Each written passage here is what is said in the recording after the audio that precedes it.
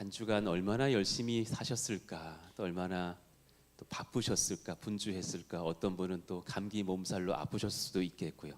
그런 여러 가지 삶 중에서 붙드셔서 오늘 여기 다시 예배실에 모인 것도 은혜인 줄로 믿습니다.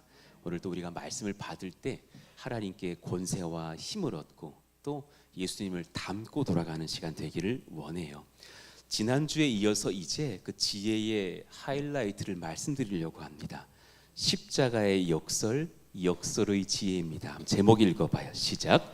십자가의 역설, 역설의 지혜. 예, 그렇습니다.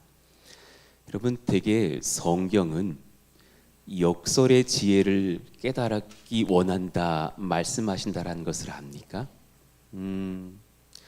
누가 낮은 자리로 내려갈 수 있는 줄 압니까? 주 안에서 내가 존귀하다 여기는 자가 내려갈 줄도 알죠. 그것도 잠깐의 역설이죠. 누가 가난에 처할 줄도 알고 부에 처해도 흥분하지 않을 줄도 아십니까? 내가 이미 주 안에서 너무나 부유하다고 아는 사람이 그렇죠. 성경은 온통 역설의 지혜로 가득해요. 누가 자녀를 잘 지도할까요? 많은 부모들이 자녀가 공부 안 한다는 것을 생각하면서 되게 심한 말과 혹은 어떤 것으로 이렇게 폭언하듯이 훈육해요. 때로는 그 아이들이 아파합니다. 부모들은 다 잊었습니다. 내가 그때 나도 그랬다라는 것을. 나는, 여러분, 우리 생각해봐. 우린 모범생이었던 것 같죠? 아닙니까? 네, 정직한 영이 임했나요? 예.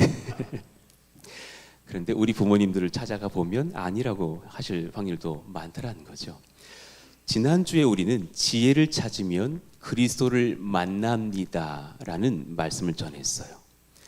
지혜를 찾으면 그리스도를 만나고, 그리스도를 만나면 우리가 어떻게 구원을 얻고 어떻게 행동해야 될지를 배우게 된다는 것이 바로 오늘의 설교입니다. 잠언은 지혜의 시작 그리고 지혜의 완성의 자리에 예수님이 계심을 증거하고 있어요. 잠언은 그 중심에 주님, 우리 주 그리스도가 계셔요.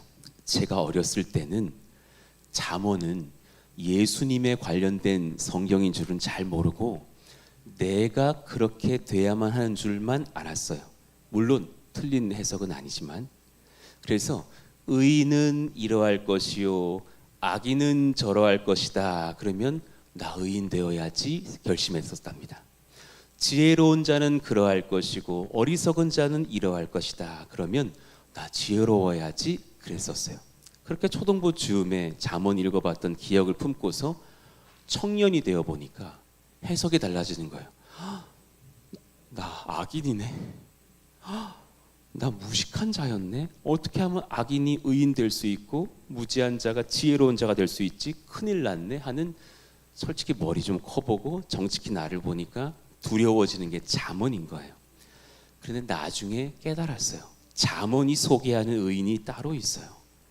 그 진정한 의인은 예수 그리스도십니다. 우리는 잠언에서 먼저 주님 만나야 할 줄로 믿습니다. 잠언 10장 16절 말씀 읽어봐요. 시작. 의인의 수고는 생명에 이르고 악인의 소득은 죄에 이르느니라. 예, 우리가 적용할 것도 맞아요. 우리 성도들의 거룩한 의인들의 수고가 생명을 낳을 거예요. 우리가 함부로 죄를 범하면서 악인처럼 돈 벌었다가 죄에 이르면 안 되겠죠. 그러나 정말 다른 눈으로 봐봐요. 예수님의 수고는 많은 이들을 생명에 이르게 했어요. 그리고 그를 부인하는 자들의 소득은 지금 유익할지 모르나 나중에는 죄가 될 것이에요. 예수 그리스도가 완전한 의인이시며 그 수고는 많은 이들을 의로운 자리로 인도했죠. 베드로전서 3장 18절 그리스도께서도 단번에 죄를 위하여 죽으사 의인으로서 불의한 자를 대신하셨으니 이는 우리를 하나님 앞으로 인도하려 하심이라. 수많은 사람들에게 생명을 주시려고 자신이 사실은 의롭게 단번에 불의한 자를 대신하여 죽으시지 않으셨습니까? 잠언에서 증거하는 지혜로운 왕이 따로 계십니다. 지혜로운 왕은 예수 그리스도시죠. 잠언 16장 10절을 보겠습니다. 읽어봐요. 시작.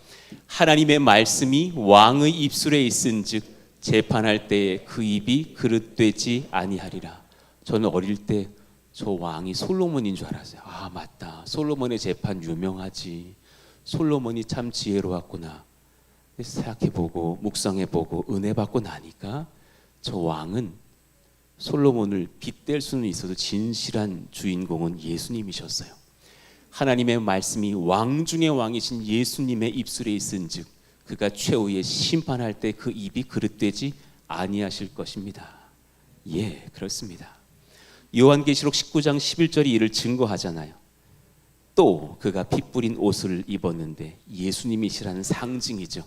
그 이름은 하나님의 말씀이라 칭하더라. 예, 하나님의 말씀, 잠언의 주인공은 예수님이시죠.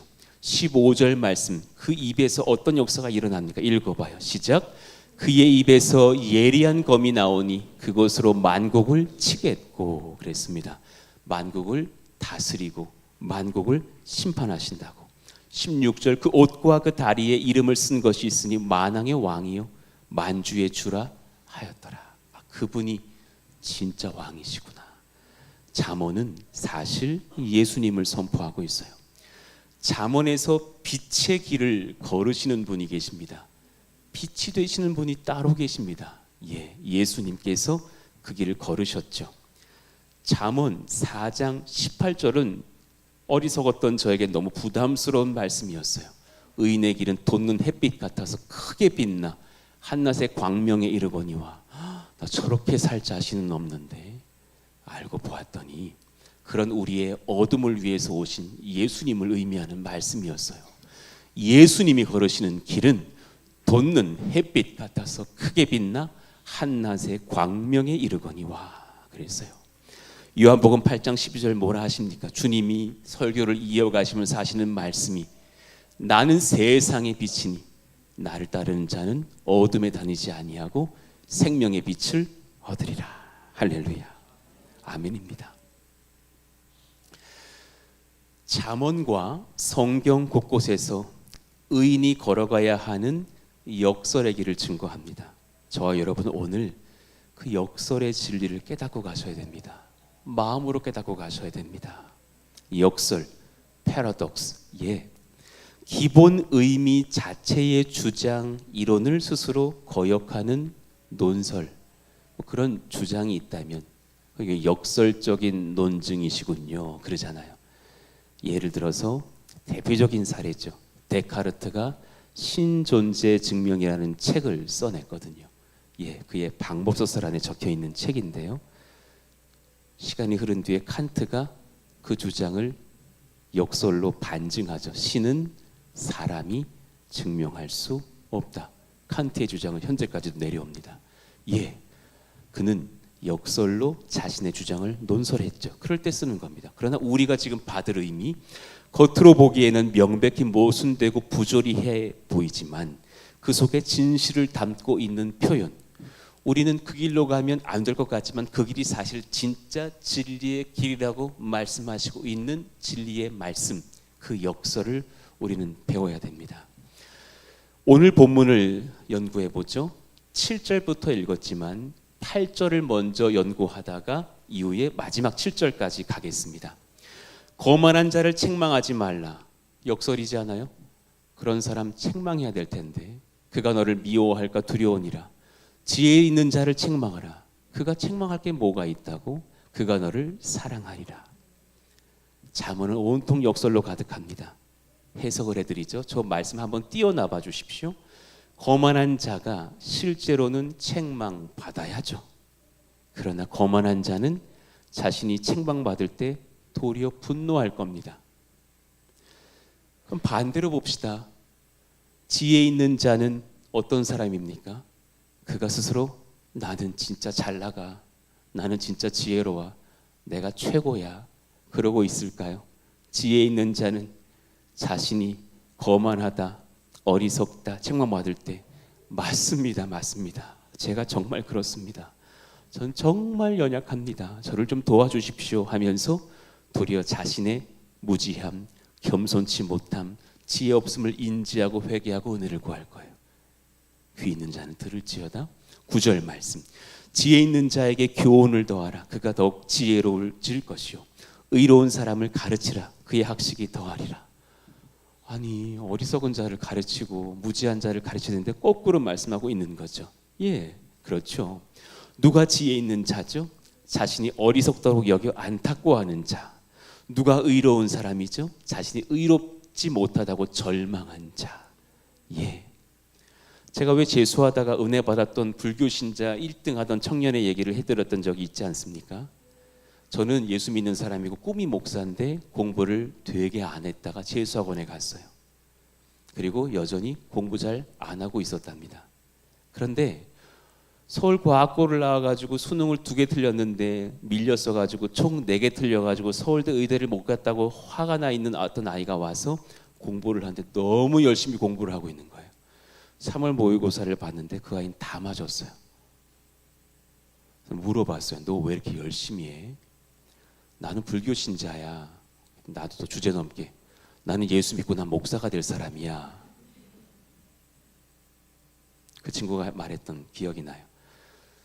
나는 불교의 부처가 진짜 신이라는 건 모르겠어. 그런데 진짜 신이 있다면 못해도 자기가 부족한 줄 알고 최선 다한 사람을 쓰시지 않을까?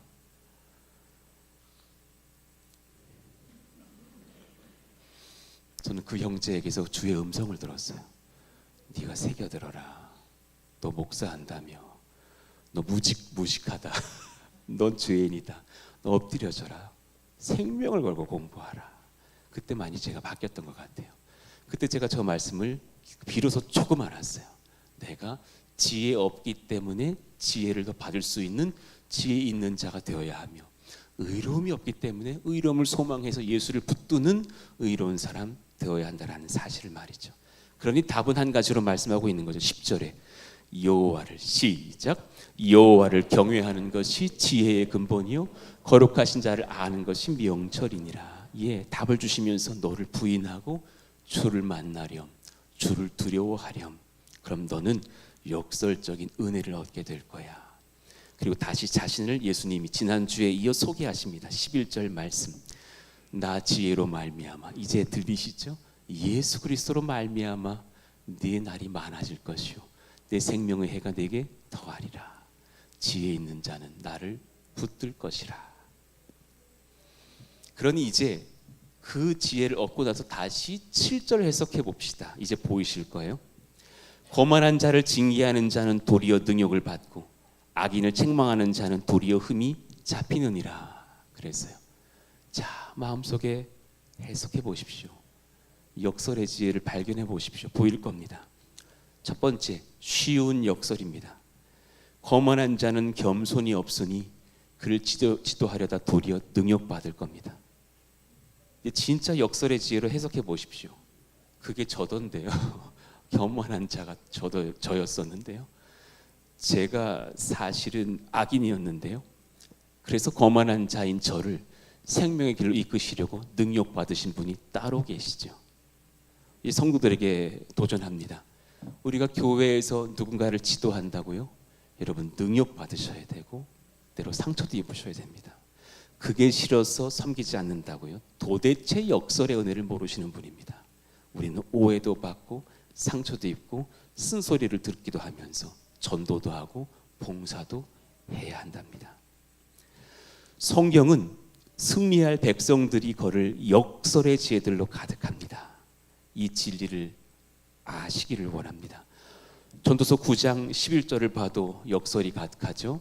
한번 봅시다. 내가 다시 해 아래에서 보니 빠른 경주자들이라고 선착하는 것이 아니며 젊은 30, 40대 분들이요 더 빨리 하지 마십시오. 그래봐야 먼저 도착하지 않습니다. 지혜 있는 어른들은 아실 겁니다. 지혜 있는 성령의 사람은 압니다. 용사들이라고 전쟁에 승리하는 것이 아니며 영화에 등장하는 그 마동석 같은 힘 있는 자라고 이기는 것만 아닙니다. 약하디 약한 자라도 빼빼 마른 누구라도 성령 붙들면 이깁니다. 지혜자들이라고 음식물을 얻는 것도 아니며 명철자들이라고 재물을 얻는 것도 아니며 여러분의 음식과 재물이 은혜라는 것을 아셔야 되고 혹은 내가 좀 부족하다 하더라도 나는 못 나가는 자야 라고 열등할 필요도 없습니다. 지식인들이라고 은총을 입는 것이 아닌 이는 시기와 기회는 모두 그들 모두에게 임함이니라. 시기와 기회는 일반 은총으로도 하나님이 모두에게 주시면서 우리에게 진짜 하시는 역설이 뭡니까? 다 받을 거 받으려고 평생 살다가 죽지 말고 지혜인 내가 말하는 특별 지혜를 얻기를 원한단다. 난 너에게 생명 주기를 원한단다. 이사야 60장 22절도 역설이네요. 그 작은 자가 1000명을 이루게 했고 그 약한 자가 강국을 이룰 것이라. 때가 되면 나 여호와가 속히 이루리라. 믿으십니까? 아멘. 여러분, 지금의 나약함이 아니며 그 당시에 우리 예수님께서 연약해 보이셨다고 그분이 연약한 것이 아니죠. 그 약한 자 그리스도께서 강국을 이루셨죠. 이사야 60장의 22절의 예언마저도 사실은 묵묵히 예수님을 향한 패러독스로 말씀하고 있죠. 우리는 신앙인으로서 이 역설의 지혜를 보아야 하며 특히 예수 그리스도의 십자가는 인류 역사상 가장 위대한 역설인 것을 깨달아야 합니다. 그러니 고백합시다. 십자가의 역설, 역설의 진리를 배우십시다. 자, 첫 번째 십자가의 역설 4가지를 말씀드릴 텐데 이 지혜는 그리스도의 십자가라는 존 스토트의 책에서 참고한 인용입니다. 여러분, 그리스도의 십자가라는 책이 있습니다. 꼭 사보시기를 바랍니다. 너무너무 귀한 정말 명저, 고전이 될 책입니다. 스토트 목사님은 최근에 돌아가신 지 얼마 되지 않았지만 너무나 귀한 명저를 설교하시고 글을 남겼죠. 그 중하부에 있는 십자가의 역설 4가지를 인용하겠습니다. 첫 번째, 수치 가운데 있는 영광입니다. 따라해 봅시다. 시작. 수치 가운데 있는 영광. 십자가의 패러독스입니다. Glory in shame. 예. 십자가 얼마나 수치스러운 치욕적인 형벌입니까? 그런데 그 속에서 가장 큰 영광을 드러낸 역설입니다. 예수님은 속옷 하나 입지 못하시고 발가벗겨져서 사실 십자가에 달리셨어요. 사실상 몸의 부끄러운 부분까지도 다 노출한 상태로 돌아가신 수치를 당하신 분이에요. 하나님의 아들, 신 중의 신, 왕 중의 왕께서 그렇게 부끄러움을 당하시다니. 그때에 세상 사람들은 비웃었죠. 와, 저거 보라고. 자칭 왕이라 불리던 자가 저렇게 됐다고 깔깔거리면서 침을 뱉었겠지만 주님은 그때 진짜 왕의 자리를 획득하신 시간이 되었죠. 신명기 21장 23절은 아예 이렇게 선포합니다. 아들을 십자가에 다루실 계획을 하신 아버지 하나님께서 적어 놓으셨어요. 나무에 달린 자는 하나님께 저주를 받았음이니라. 저 우리가 달려야 될 자리입니다. 우리가 받아야 될 저주입니다. 그런데 주님께서 명해 놓으셨죠. 나무에 달린 자는 하나님께 저주받았다라는 증거가 된다고. 마귀는 주목합니다. 사탄은 그래서 십자가의 예수를 달아야 되겠다고 계획했겠죠. 내가 자칭 하나님의 아들이라고 주장하는 저자를 저주받은 자로 증명해버리겠다. 낄낄거리면서 준비했겠죠. 그리고 그는 정말 무력하게 부끄럽게 수치를 당하시면서 십자가에 매달려 죽으셨죠. 그러나 전세는 역전됩니다. 히브리서 12장 2절 말씀 읽어봅시다. 시작. 믿음의 주요 또 온전하게 하시는 이인 예수를 바라보자. 그는 그 앞에 있는 기쁨을 위하여 십자가를 참으사 부끄러움을 개의치 아니하시더니 하나님 보좌 우편에 앉으셨느니라. 예, 그분은 부끄러워하지 않으셨고 부끄러움을 그저 감내하시면서 하나님의 영광을 드높이신 하나님의 아들의 사명을 감당하시죠. 고린도후서 5장 21절 우리 때문입니다. 하나님이 죄를 알지도 못하신 이를 예수님 우리를 대신하여 죄로 삼으신 것은 그래서 수치당하게 하신 것은 저거 봐 죄인 중에 죄인이니까 저기 달리겠지 얼마나 죄가 많았으면 저기 달리겠냐 수군 그 이유는 우리로 하여금 그 안에서 하나님의 의가 되게 하려 하심이라. 우리가 당할 수군거림과 치욕을 하나님의 의로 바꾸시려고 그 자리에 가셨죠. 두 번째 십자가의 역설입니다. 꼭 기억하십시오. 약할 때 강함. 읽읍시다. 시작. 약할 때 강함. 예, 그렇습니다. Power in weakness. 약할 때 도리어 강합니다. 나약해 보이는 예수님의 삶 속에 가장 강력한 권세를 보여주신 역설입니다. 우리가 가야 할 길입니다. 겉으로 보기에도 볼품없으셨던 분입니다. 무력히 죽으셨던 그리스도십니다. 예. 외모도 연약하신데 33세의 유대인 지도자들에게 모함받아 잡히고 빌라도에게 끌려가서 로마 병사들에게 이끌려 십자가에 처형당하신 나약하기 짝이 없는 분같이 보였어요. 그런데 그분이 가장 강하신 승리자예요. 이사야 53장 2절에 보면 그의 삶과 조금의 외모와 그의 일생을 유추하게 하는 말씀을 적어 놓으셨어요. 예언하시죠. 그런 주 앞에서 자라나기를 연한 순 같고 마른 땅에서 나온 뿌리 같아서 고운 모양도 없고 풍채도 없은즉. 그리고 웬만한 교회 담임 목사 저도 부족하지만 어찌 본다면 어떤 교회 목사님을 상상한다면 키도 좀 크고 막 180, 막 8, 막 근육질에 막 음성도 줘서 할렐루야 막 이러면 너무 좋잖아요. 근데 조그마고 메마르신 분이냐 155cm 오늘 탁 부러질 것 같은 담임 목사다. 조금 아쉬울 거예요. 근데 주님이 그러셨다라는 거예요. 연약하고 그는 멸시를 받아 사람에게 버림받았으며 간고를 많이 겪었으며 질고를 아는 자라. 마치 사람들이 그에서 얼굴을 가리는 것 같이 멸시를 당하고 우리도 그를 귀히 여기지 아니하였도다. 심지어 33살 공생애를 마무리하던 그 시점에 무기력하게 십자가에 달리사 아버지라고도 부르지 못하시면서 마태복음 27장에 보니까 46절에 엘리 엘리 라바 사박다니 나의 하나님 어찌하여 나를 버리십니까? 절규하면서 참 비참하게 죽어가고 있는 연약한 한 남자를 보여주신 것 같아요. 그리고 예수께서 다시 크게 소리 지르시고 영원히 떠나시니라 적혀있어요. 그는 그렇게 무력히 죽으셨단 말이에요. 그러나 그가 소리 지르셨다 그러죠. 힘들어요 그러지 않으셨어요.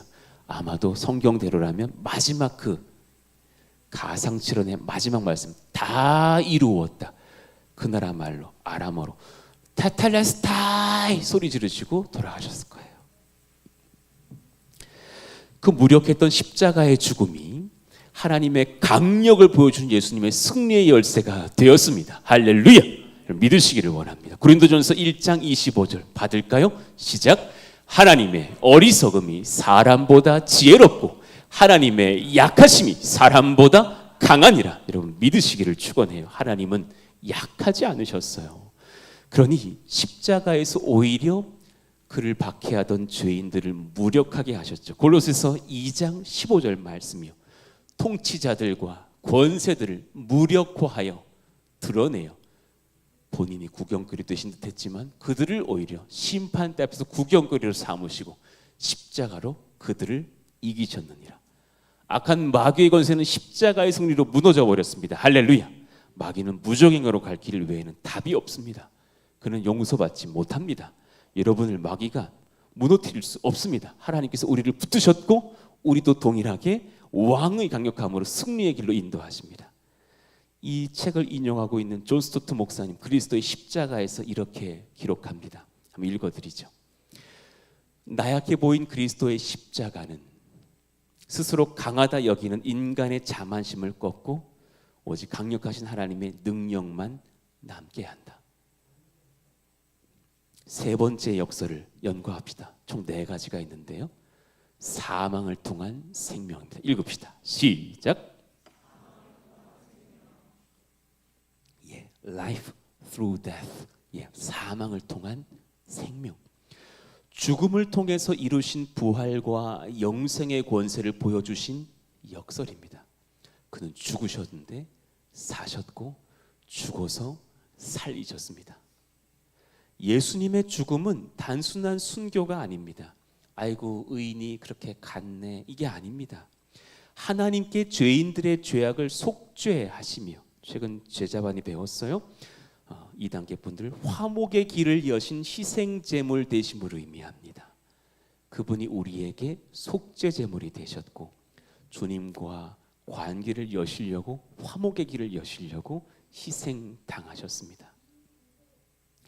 그분은 선한 목자시기 때문에 그러십니다. 요한복음 10장 11절 나는 선한 목자라 선한 목자는 양들을 위하여 목숨을 버리거니와. 그분의 죽음을 신학적 용어로 대속적 죽음이라고 합니다. 읽어봐요. 대속적 죽음. 이해가 되십니까? 제가 굳이 영어를 적어봤어요. sub이라고 적혀있고 그 다음에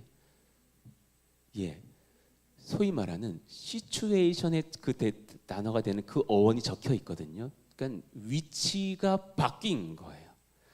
내가 그 자리에 가야 되는데 주님이 죄의 자리로 가시고 나를 의인의 길에 넣으신 대속의 역사가 일어난 거예요. 하나님께서 자녀 삼으신 모든 예수 믿는 자들을 살리시기 위한 죽음을 의미해요. 마가복음 10장 45절 묵상해 봅시다. 제가 읽어드릴게요. 인자가 온 것은 섬김을 받으려 함이 아니라 도리어 섬기려 하고 자기 목숨을 많은 사람의 대속물로 주려 함이니라. 그런 종교 지도자가 어디 있어요? 그런 이단 괴수가 어디 있어요? 저분은 진리셨어요. 자기를 죽이셔서 우리를 살리시려고 대속물로 내어주셨어요.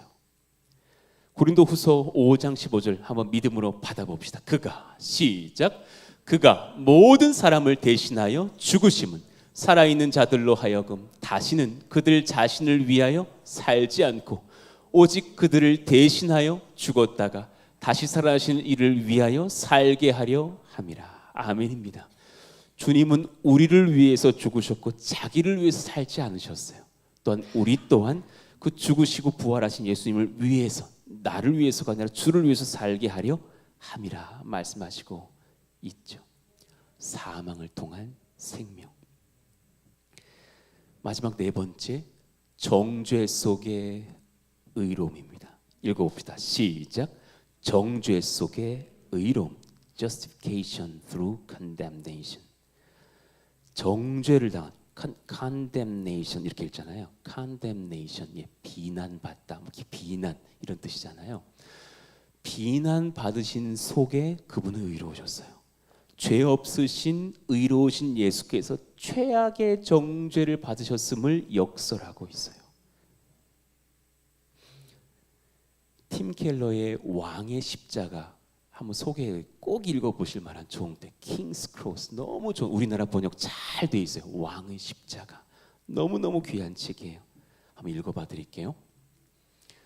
십자가는 가장 악하다고 정죄를 당한 악한 죄인의 모습을 보여주는 듯하지만 사실은 예수님의 흠없는 의로우심을 보여주는 증거가 되었습니다.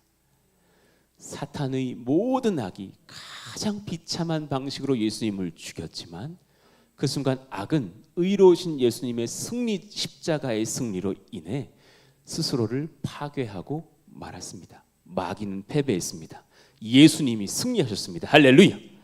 그 이유는 뭐냐면 사망을 통한 생명의 길을 여셨기 때문입니다. 너무 감격스러운 일이고 정죄 속에 의로움을 얻으셨기 때문이기도 하죠. 그분은 의로우셨고 우리를 대신해 정죄당하셨습니다. 로마서 3장 25절 이 예수를 하나님이 그의 피로써 믿음으로 말미암는 화목제물로 세우셨으니 이는 하나님께서 길이 참으시는 중에 속거나 헷갈리지 마시라고 제가 성경에 없는 가로를 넣었습니다. 우리 죄입니다. 우리가 전에 죄인 죄를 간과하심으로 자기의 의로우심을 나타내려 하심이니 다시 우리를 빼버린다면 주님은 죄를 지은 자처럼 여김을 당해버리셨죠. 왜냐하면 우리 죄를 없애시려고 자기가 의로우심을 나타내시려고 십자가에 비참히 정죄받아 죽으셨죠. 이사야 53장 5절 봅시다. 그가 찔림은 우리 허물 때문이라 그랬습니다. 그의 상함은 우리의 죄악 때문입니다. 그래서 그가 징계를 받음으로 우리는 평화를 누립니다. 할렐루야. 여러분 왜 우리가 중보팀이 서로를 위해 기도하면 병이 왜 낫습니까? 우리 능력이요? 아니요. 그가 우리 같은 죄인들을 의인으로 바꾸시려고 채찍에 맞음으로 우리는 다 나음을 받았도다. 할렐루야. 우리는 병도 났지만 영원히 죽음의 병에서 나와서 영생하는 줄로 믿습니다. 할렐루야죠.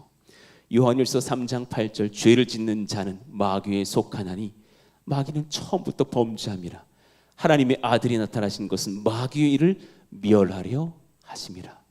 그렇게 그를 무너뜨리시려고 예수님은 정죄받는 듯 처절히 죽으셨지만 의로움의 나라를 세우셨죠. 그분의 왕권에 대한 설교를 좀 인용합니다. 로이드 존스 목사님의 설교입니다. 인용은 인용이라고 꼭 말씀드리려고 하고 있습니다. 그리스도의 왕국은 세상 왕국과 다르다. 세상 왕국은 자기 자랑과 권력, 강함과 자기 죄를 감춤으로 정복하려 하지만 우리 안에 이런 죄성이 있잖아요.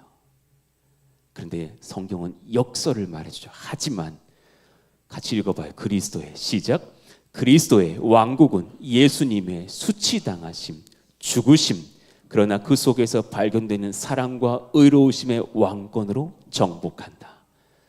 예수님 나라의 원칙입니다. 그분은 역설의 길로 정복하십니다. 이제 정리해보면서 지난주 설교에 이어서 마무리를 짓는 한 7, 8분 설교를 하겠습니다. 진정 지혜로운 투자는 무엇입니까? 어떻게 해야 될까요?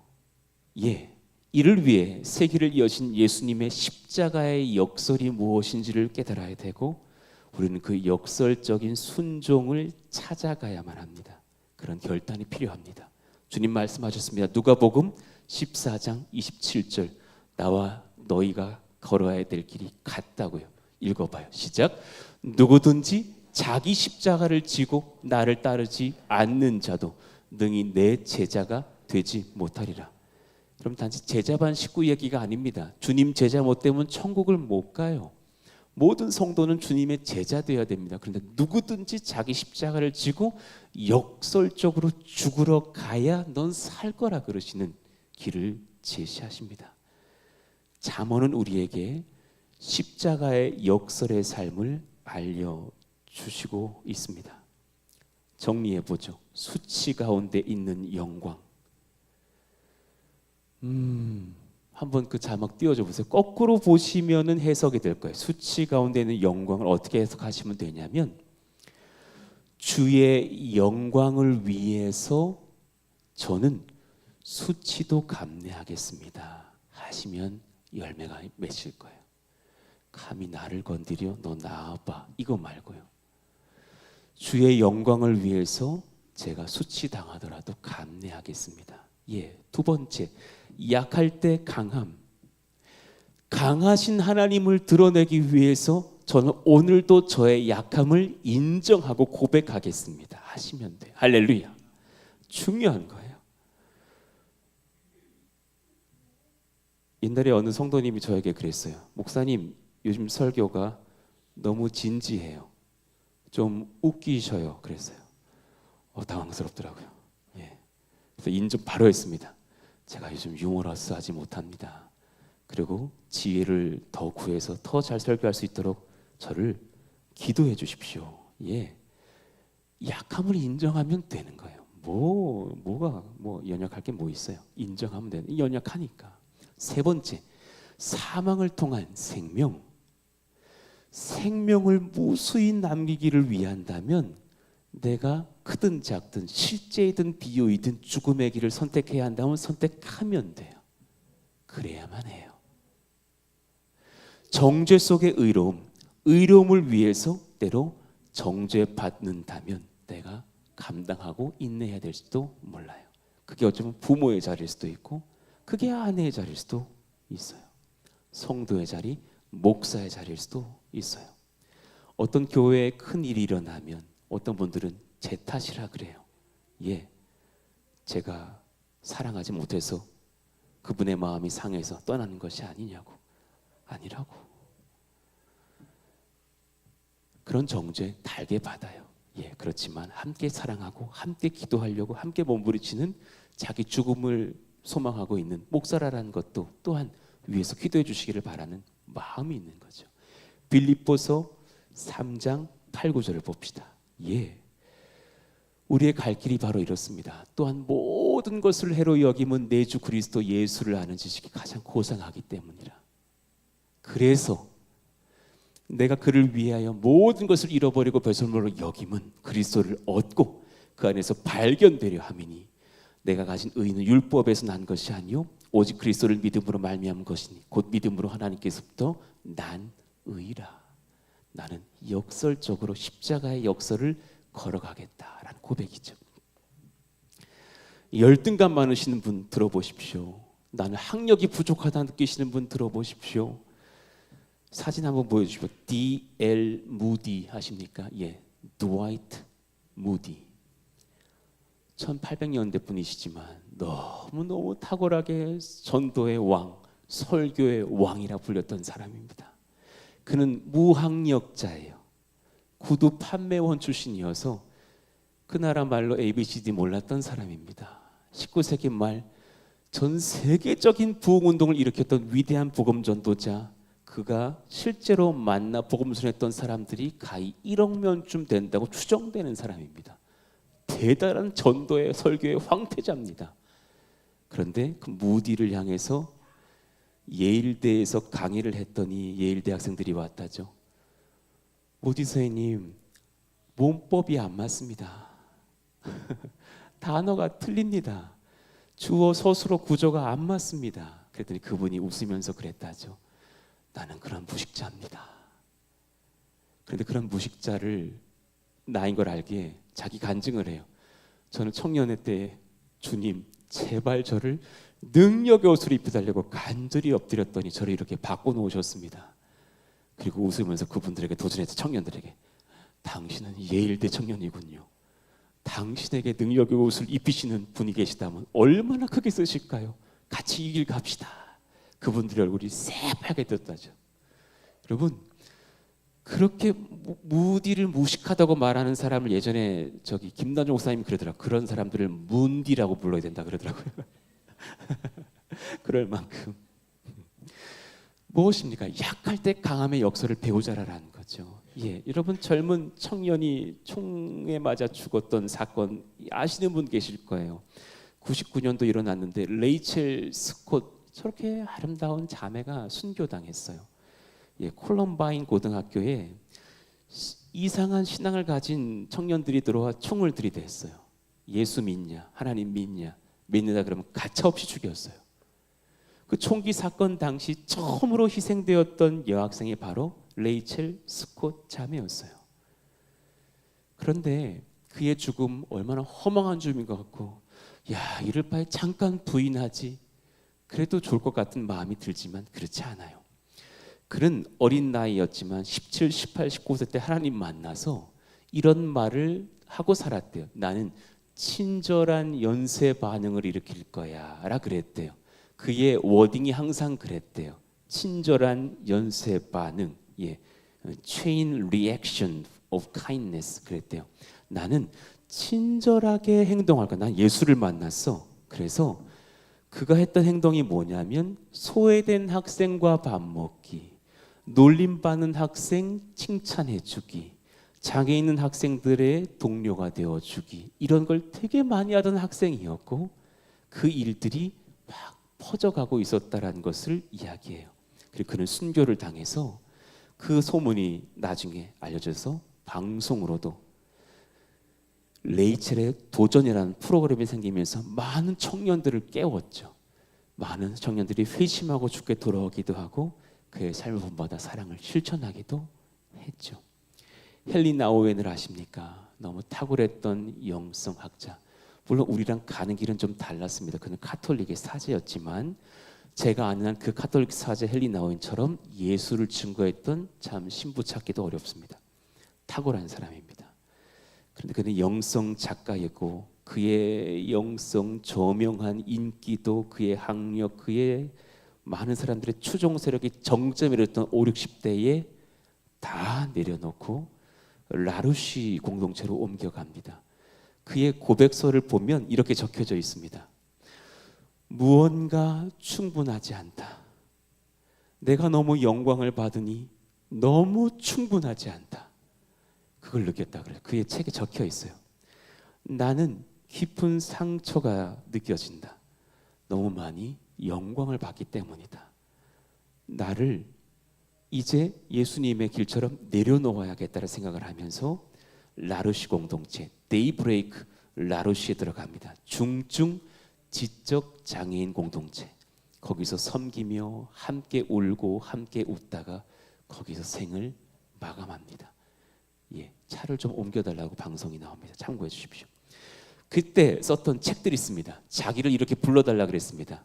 Wounded Healer, 상처 입은 치유자, 탕자의 귀한, 하나님이 사랑하시는 자 아담. 정말 그 형제 이름이 아담이었거든. 그를 섬기다가 그 책을 쓰기도 합니다. 그러면서 그는 많은 사람들에게 이 낮아짐의 강력함을 선포하는 인생을 살았죠. 장기려 박사님 아십니까?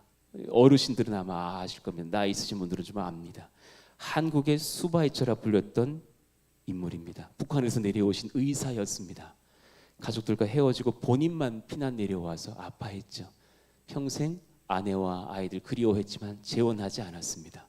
그리고 그 외로움을 주님께 올려드렸죠. 그러면서 내가 의술이 있으니 우리 아내도 가난한 중에 있을 텐데 나도 또한 이 땅에서 가난한 자들을 도우면서 예수의 사랑 증거하겠습니다. 정말 가난한 땅에 들어가서 그런 지역만 옮겨 다니면서 병원을 세우고 치료를 해줬습니다. 어떤 분은 큰 수술을 했답니다. 이 수술을 하면은 우리 병원 간호사들과 정말 많은 비용도 들고 재료도 들어가야 되는데 이분이 낼 돈이 없고 우리 병원도 어려워진다는 걸 알아서 미움도 살 걸 알았대요. 그래서 수술을 다 마치고 쪽지를 딱 지어줬대죠. 내가 뒤돌 테니 뒷문으로 빨리 도망가세요. 다음에 또 와도 됩니다. 그땐 또 도망갈 수 있게 해드릴게요. 그랬다잖아요. 그런 사람 장기려 박사. 그가 돌아가셨을 때 가진 게 거의 없었다죠. 그런 인생을 살았습니다. 최근에 신방을 했습니다. 어떤 형제가 고민을 하시더군요. 제가 지금 승진해야 되는 상황인데 그 길에 가는 것이 맞을까요? 예, 저는 그렇게 도전했습니다. 그 길이 주의 길이 맞다면 승진을 꼭 하십시오. 그래서 그 높은 자리에서 정말 낮아질 수 있다는 것을 꼭 좀 보여주십시오. 그렇게 역설의 삶을 보여주십시오. 위대한 자리로 가십니까? 거기서 낮아짐을 보여주십시오. 혹은 반대입니까? 누구는 지금 낮아짐의 자리로 가고 계십니까? 역설로 힘을 얻으십시오. 이미 높으신 하나님께서 나를 붙드셨습니다. 할렐루야. 거기서 자신감을 얻고 그 자리 가셔도 평강으로 섬기시기를 원합니다. 족보된 일을 만나셨습니까? 여유롭게 기도하십시오. 십자가의 역설입니다. 오늘 일부 예배 때도 무언가 많이 들어오시대요.